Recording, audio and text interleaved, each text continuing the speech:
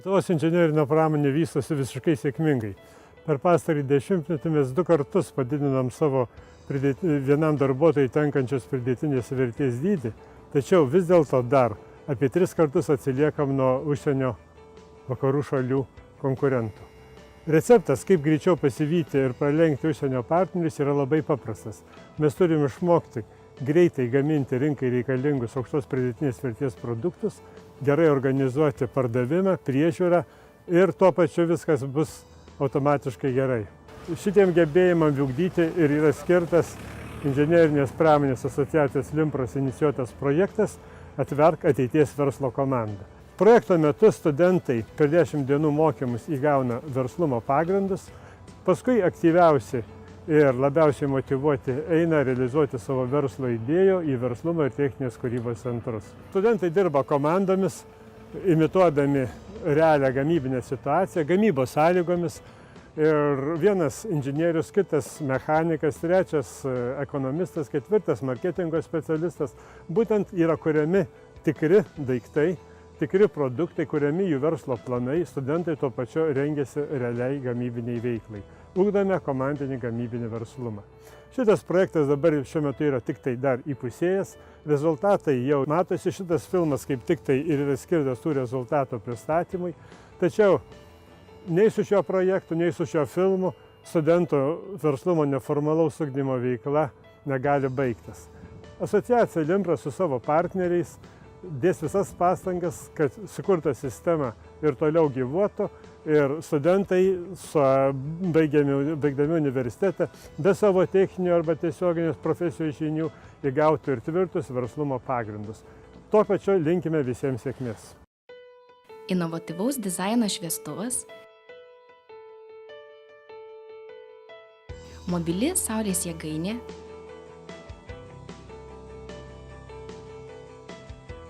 mechaninis telefono įkroviklis, mobili elektrinė dviračio sistema, langus valantis robotas, mobili hidrojėgainė, elektra varomas automobilis ir daugybė kitokių išradimų. Visą tai sukūrė Lietuvos studentai. Projekto veiklos prasidėjo 2012 m. vasario mėnesį, būsimų projekto mentorių mokymais. The purpose of these 2 days is to learn about the Demola model, how Demola has been implemented in Tampere and how it can be implemented here in Lithuania. We will learn the processes and the practices of Demola model, and tomorrow we will create the pitches that describe why and how students can participate in Demola here in the future.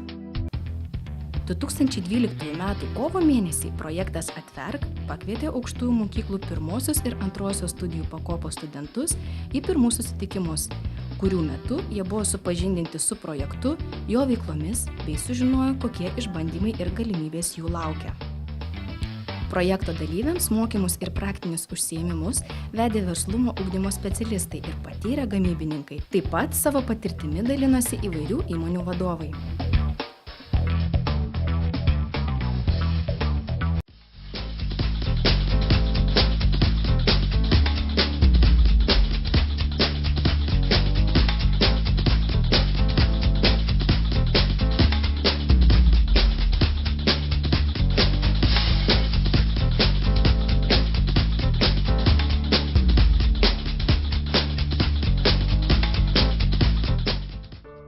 Šiandien yra atrankų diena. Tikslas šios dienos atrinkti pačius geriausius studentus, sumaniausius, išmaniausius, kompetentingiausius, kurie dalyvaus tolimesniuose projekto etapuose. Dabar studentai intensyviai dirba komandose prie konkrečios idėjos. Buvo pristatyta 7 idėjos, studentai pasirinko, kurios yra jiems artimiausioms, kur turi daugiausiai pasiūlymų. Ir dabar vyksta darbas analizuojant būtent tų idėjų galimybės realizuoti, kalbant apie tai, kas bus pirkėjas, kiek kainuos tos idėjos realizavimas.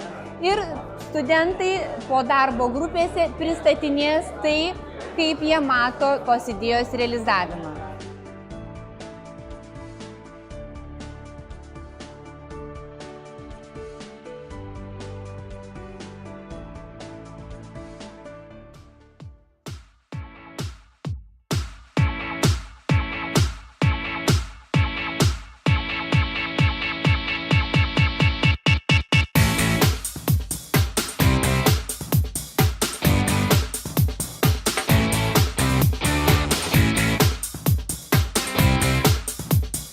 Projekto Atverk skirtingų universitetų ir skirtingų specializacijų studentai birželio 30 Liepos 1 dienomis dalyvavo Baidario žygyje, kurio metu sprendė įvairias iškylančias problemas, mokėsi bendradarbiauti ir tuo pačiu aptarė projekto veiklas ir galimybės jas tobulinti.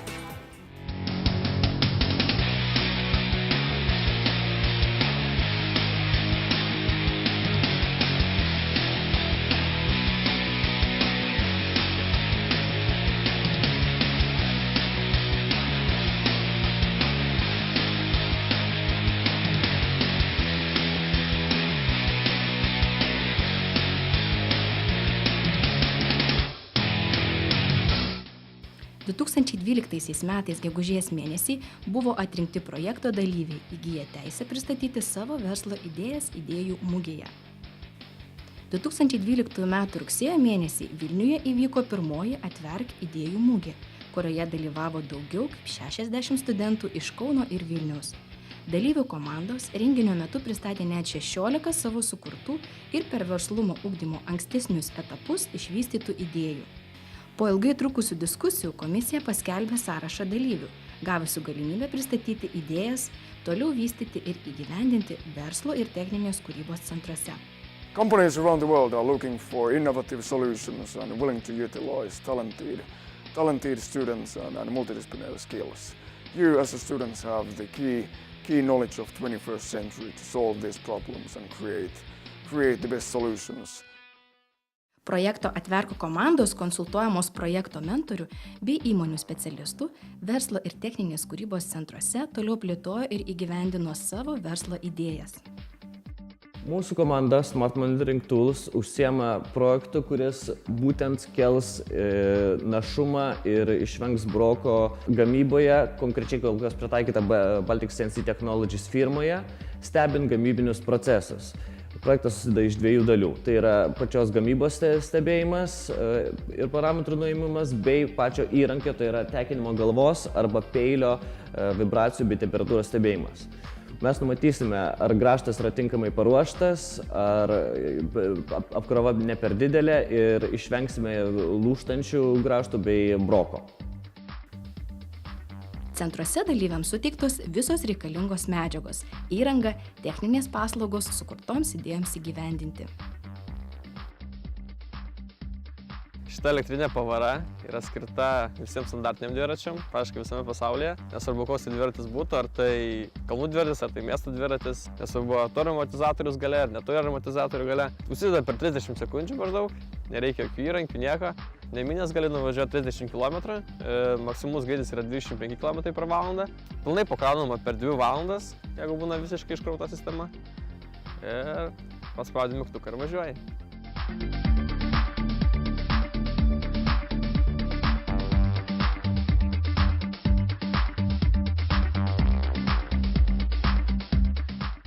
Šitas elektromobilis naudoja projekto metu sukurtą IDS, tai yra Integrated Drive System, elektromobilio valdymo sistemą, kuri praktiškai yra pritaikoma bet kokiam automobiliui, kurį norite paversti elektromobiliu ar net gaminti elektromobilį. Kūrybingi studentai projekto metu sugalvojo produktą, kuris palengvins langų valymo darbus robotą, automatiškai valantį dangoraižių langus. Išradimas preciziškai konstruojamas, kad veiktų nepriekaištingai ir sulauktų susidomėjimo. O kad visi konstravimo darbai vykdomi itin kruopščiai, atsakingai ir apskaičiuojant smulkiausias detalės, niekas tikrai nesuabejos. Mūsų komanda kūrė pirmąjį pasaulyje autonomiškai dangoraižių langus valantį robotą.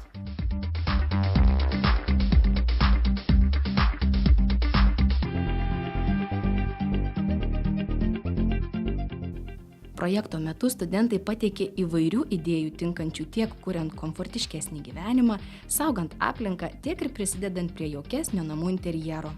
Būtent tokia yra inovatyvaus šviestumo skulptūros pagrindinė paskirtis, sukurianti galimybę stebėti studentų išmonę ir lakia vaizduotę. Kas gali žinoti, gal po kelių metų tokie šviestuvai taps kiekvieno interjero dalimi. Tai inovatyvus šviestuvo skulptūra su integruotu ekranu, kuris nustebins pasaulį.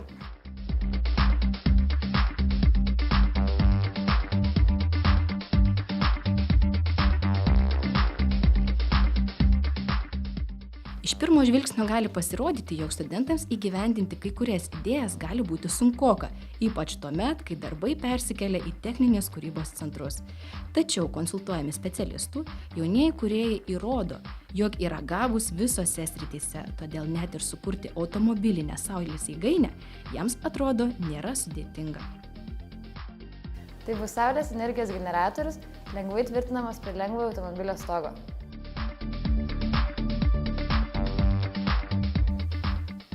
2013 m. sausio mėnesį Kaune įvyko projekto Atverk pirmojo ciklo rezultatų pristatymo renginys. Renginio žiūrovams ir projekto komisijai dalyvių komandos pristatė 12 inovatyvių verslo produktų išvystytų verslo ir techninės kūrybos centruose. Daugiausiai komisijos balsų surinko komanda pristačiusi automobilinę saulės jėgainę. Įvertinusi visų dalyvių prisistatymus, komisija išrinko 8 geriausiai pasirodžiusias komandas, iš kurių net 12 atstovų buvo pakviesti stažuotei į studentų verslumo ugdymo Demola platformą Suomijoje.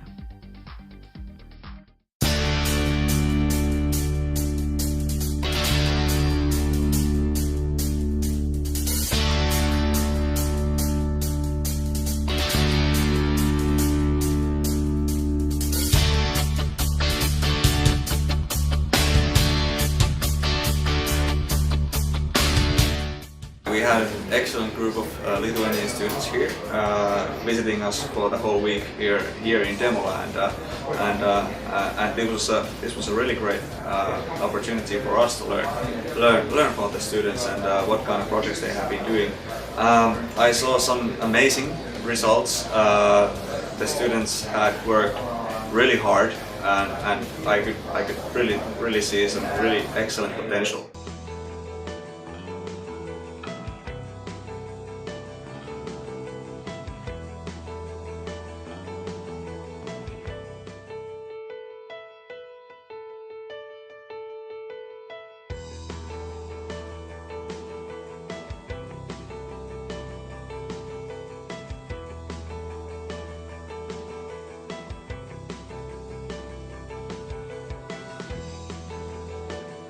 Prisijunkite ir jūs prie ateities verslo komandos. Jūsų ateitis jūsų rankose.